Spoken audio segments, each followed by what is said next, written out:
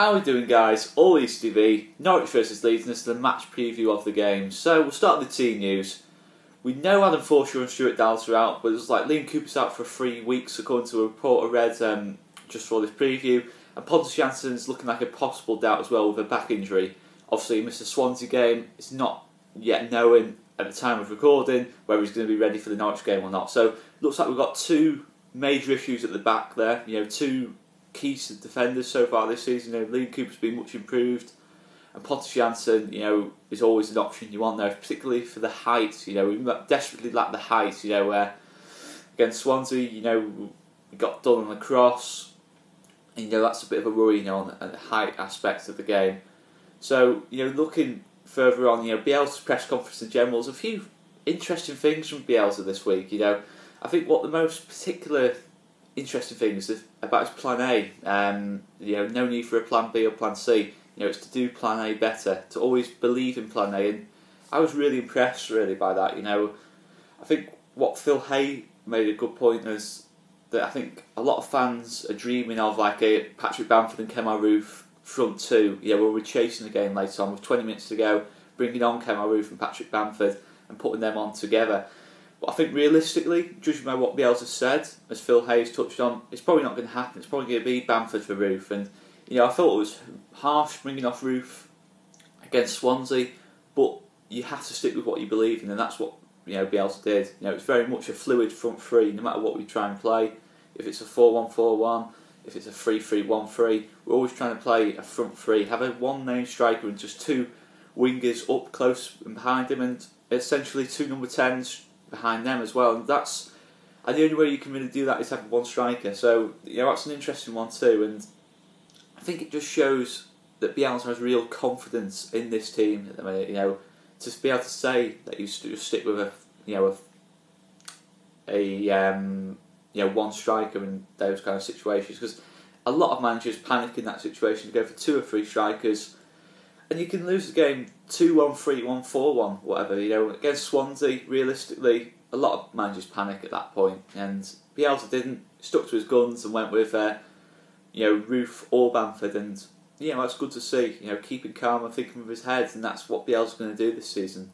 So a good sign on that first. So looking at Norwich as well in more detail, so far they've been really difficult to assess. Norwich got a good result on the first day at Birmingham, a decent 2-2 draw. Excellent result on Wednesday, a couple of days ago, against Preston. Good 2-0 win. And then, but in between time, they've lost at home to West Brom and away to Sheffield United. Obviously, 2 decent teams at this level, especially West Brom. There's no real shame in that. Well, they're tough to assess. At times, last season in particular, under Daniel Farke, they were absolutely superb. Norwich. I know they beat Aston Villa at home last season, 3-1. Got a couple of other decent little results. I think they got a result at Fulham. And against the big teams, they've got some decent results which you don't expect. And it's against maybe the teams that struggle a little bit more. They've dropped results. They lost 5-1 at Sheffield Wednesday out of absolutely nowhere.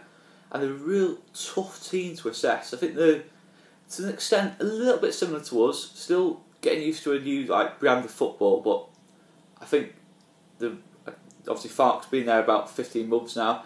And I think this season is a season where Norwich really have to show where they're about, and where they're going to be in the league. And obviously you look at the amount of goals they're scoring, the massive goal threat, and that's a real possible threat for us, really. Trying to defend against that. The style of play, it's a tough one really with Norwich. It's with Swansea and Rotherham, the other teams we've played this season. It's been very much a defined style of play, but with Norwich at times I've seen them. They've been very sort of expansive. Very much playing it out the back. Other times I've seen them. They've been a little bit more gritty, a little bit more grinding out results and defensive solidity. Last season they were pretty good at the back, but this season they conceded a lot of goals, so it's difficult to assess from that point of view. But I think we might possibly see them being a little bit more pragmatic.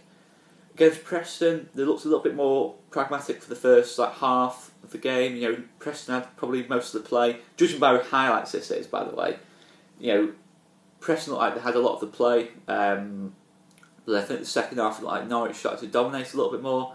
2 cracking goals to score. And I think we possibly might see that again against us. I don't think they're going to go all out attack. I don't think any team's going to really do that against us this season. But the general system of Norwich, it seems to rotate between a 4-2-3-1 or a deep lying 4-4-2.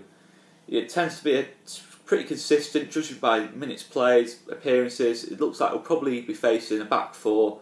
They'll have Tim Krul in net, Ivo Pinto right back, Tim Closer, Grant Hanley, and a guy from the academy called Jamal Lewis at left back.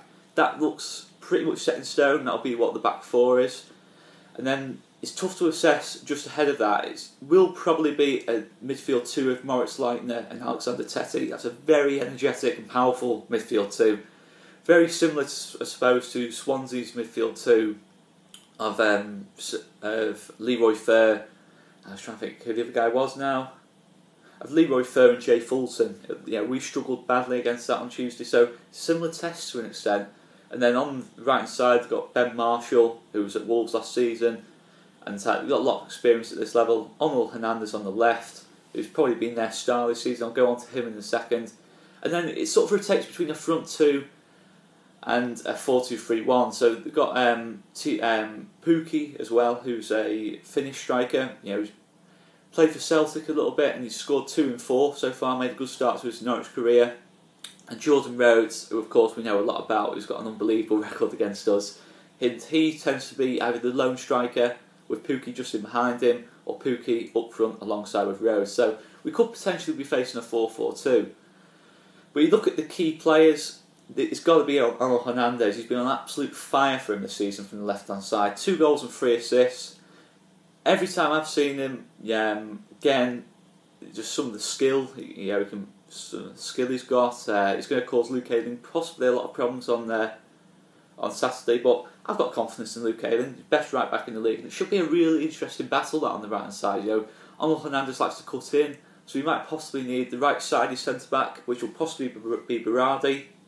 And I think maybe one of the strengths of having a full-back at centre-back is in a game like this, where Onel Hernandez is cutting in onto the right-hand side, from the left, inwards, and maybe we can get 2-on-1 against him, get Berardi pulling up alongside Ayling, and then we've got a 2-on-1 situation, and we're possibly counteracting that threat. But look at our team selection, the team I'd go with.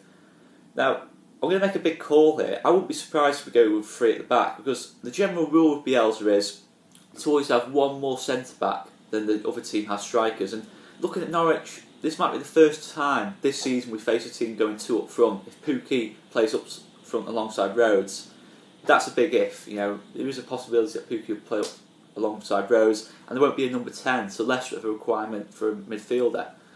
So possibly we might see a back 3. That's a call I'm going to make. Let's wait and see. But it depends, I guess, on how Norwich set up. The team I'd go with, I'd still stick with a 4-1-4-1. I'd only really look to make one change. I think you've got to keep the faith with the team. There is a temptation to make changes, particularly at the back. But at the end of the day, we're top of the table for a reason. I don't think you can lose faith with certain players at the minute. So Bailey Peacock-Farrell in net for me is normal. Right back, I think Luke Ayling needs to go back across to right back. The temptation's obviously there to play Jamie Shackleton again. But I think Jamie Shackleton's still inexperienced. I thought he was absolutely superb so far, and I feel really harsh dropping Jamie Shackleton. But I think we've got to go with a team that I think we can get a result in this game. I'd probably go Luke Ayling just for the experience on the right side and the fact he is absolutely brilliant. Left back Barry Douglas goes without saying. The centre backs, and this is where I would make the change.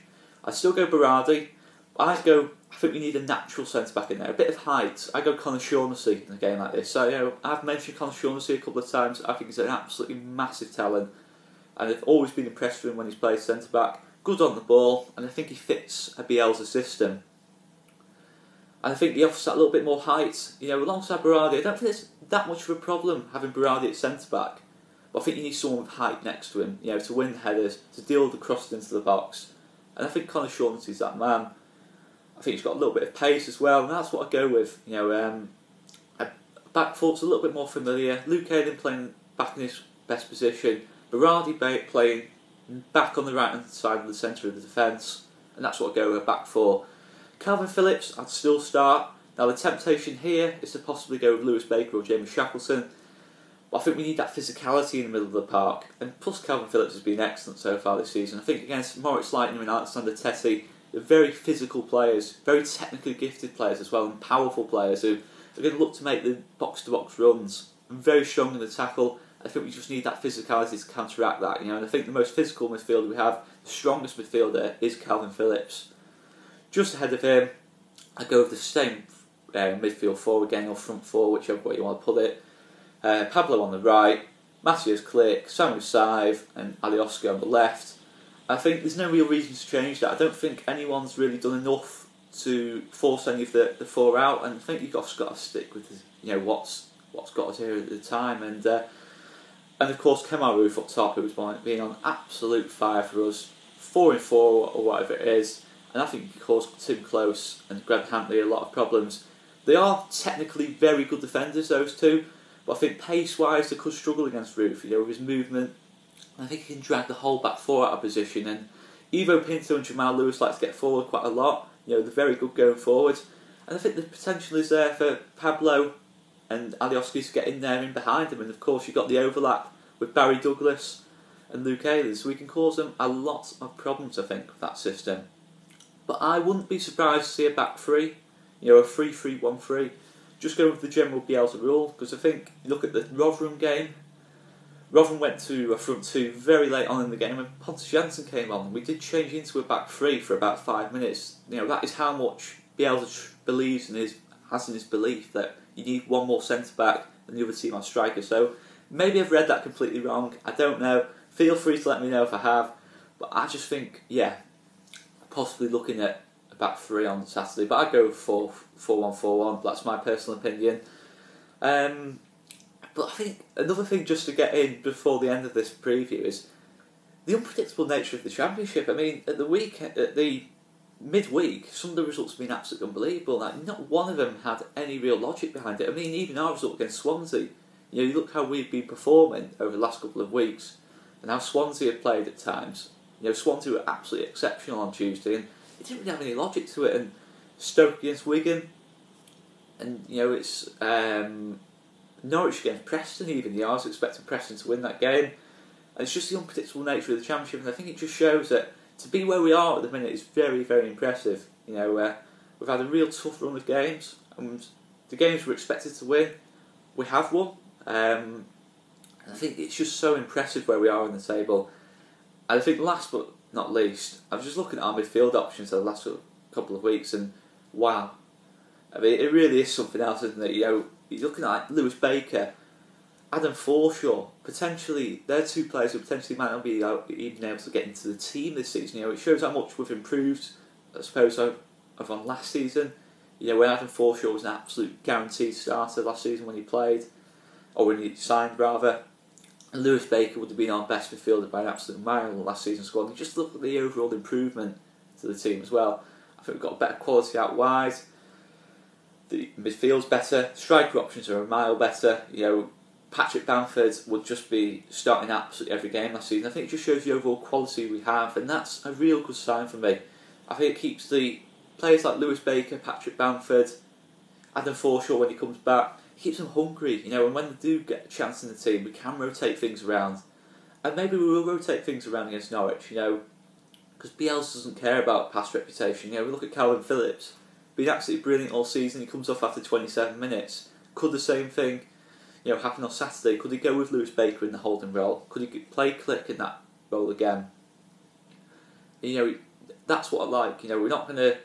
Last season we lived far too much off past glories. I mean, Union O'Kane in particular, I don't want to have a go at Union O'Kane, but he very much, I felt, was in the team because of his first half of the season form. He was absolutely exceptional first half of the season, but second half of the season, his form disappeared, and we kept playing, Thomas Christiansen kept the faith in him, Paul Heckingbottom kept the faith in him.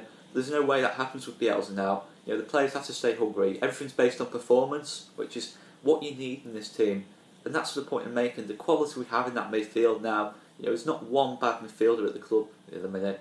There's so much natural ability there, there's so much variety there, and it's just a great time to be a Leeds fan at the minute. And hopefully, we can get ourselves a result against Norwich. But the unpredictable nature of the Championship is there. We're bound to lose a couple of games. at some points in the season, and it's just having to keep the belief in Bielsa, you know, with the unpredictable nature. It's just such an unpredictable league, and it's, you know, you don't know what one game's going to be like from the other. I've absolutely not a clue how Norwich are going to play against us, to be honest. There's no real defined style of play from what I've seen of them, but it's going to be a tough game. You know, hopefully we can pull off another good result, another good performance, and you know, next week is an important week as well, but hopefully there's going to be a little bit of rotation. There's going to need to be rotation. But I hope you've enjoyed the review anyway, the preview anyway. All Leeds TV, thanks very much for watching, and make sure you put in the comments below your prediction for the game, the team you go with, and whether you think there could be a back three and there could be some potential surprises in the starting 11 on Saturday. All Leeds TV, I've been Oscar Marriott, thanks very much for watching, see you later.